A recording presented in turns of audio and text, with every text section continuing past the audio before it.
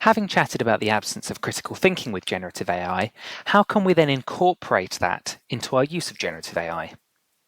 As noted before, for our research purposes at least, it's best to think of generative AI as an interactive, engaging search engine.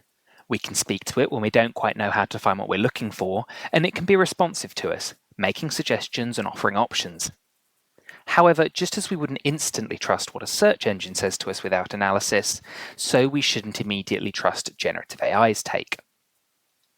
This brings us to an important point. Those using generative AI most closely to their own level of understanding will use it more productively and with less risk. This makes a lot of sense, really. The less we know about a topic, the less able we are to spot any problems. Let's take this example. A student studying for an MSc in paramedic science asks various questions to generative AI tools in helping with an upcoming assignment. Here's the question. Critically appraise the role of fluid administration with severe sepsis. Inputting this into generative AI quickly throws up an issue, however. Here, the student is already qualified and practicing as a paramedic, and so they know that the AI is missing key information and studies which could help. Without that knowledge, how would they even know that the studies were missing? So how do we resolve this problem? The key is to clearly define what we want to know and research thoroughly.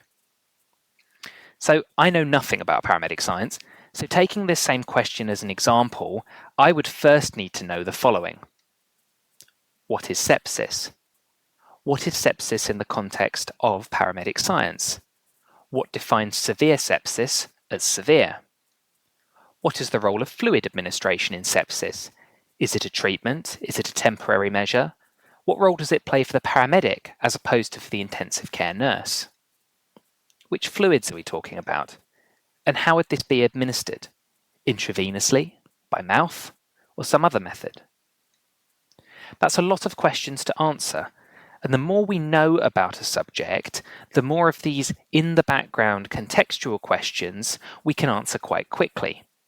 We need to therefore be able to assess our own knowledge level of a subject. For subjects where we do not have that knowledge, use of generative AI at that level of the question becomes impossible.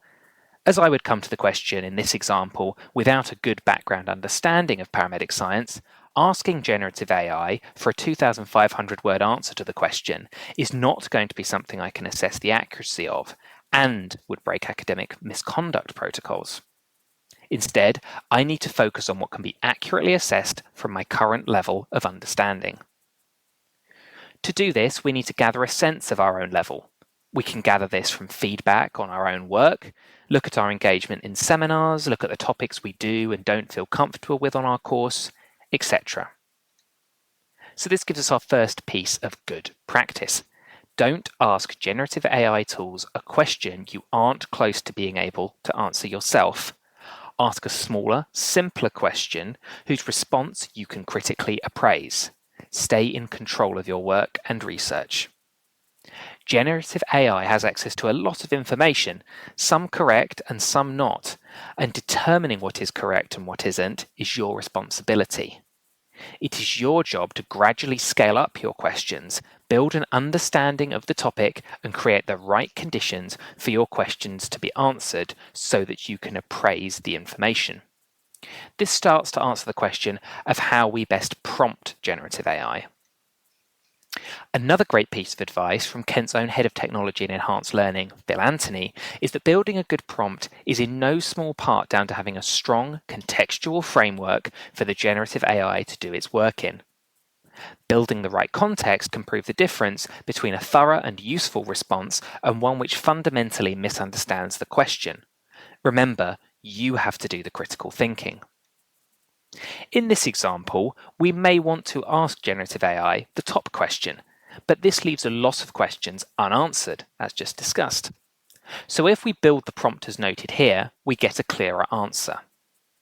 First, we ask, define sustainable development in the context of our subject area. So if we were studying in the context of a degree in environmental science and a module called sustainable tourism, we could fill that information in here. Then we could ask, define community-based tourism in the context of, again, the the subject area. We substitute those in as we need them. Finally, we can then get closer to our main question.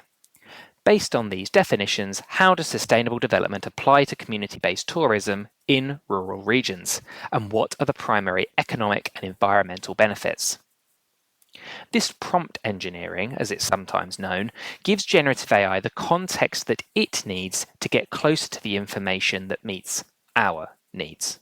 This does not guarantee a correct answer, but good prompt engineering can be best thought of as reducing the risk of incorrect or erroneous information, even if that risk still exists. As before, you need to do that critical thinking and double check any information. This brings us to the third tip. Work out how you want to receive the information. For your own clarity, it can be useful to write this instruction as part of the same submission, but as a separate paragraph. This can be done so like this, as noted on screen. Asking in this slightly worded way, where we note the 3 main economic benefits and the 3 main environmental benefits separately, again reduces the chances of confusion and of you potentially receiving 3 points in total between 2 categories, for example. Asking for bullet points as well is something that could be done at the start of research in order to give us an idea of the territory we're working with. We would examine these critically still, but they are helping to provide us with first steps or first thoughts. There are many other resources available on this Moodle page to help you in working with generative AI productively and critically, including more work on prompt engineering. You can also get further help with your use of generative AI by booking an appointment with a Skills for Academic Success advisor. Details of how to do so are now on the slide behind me. Thank you for watching, and the best of luck with your work.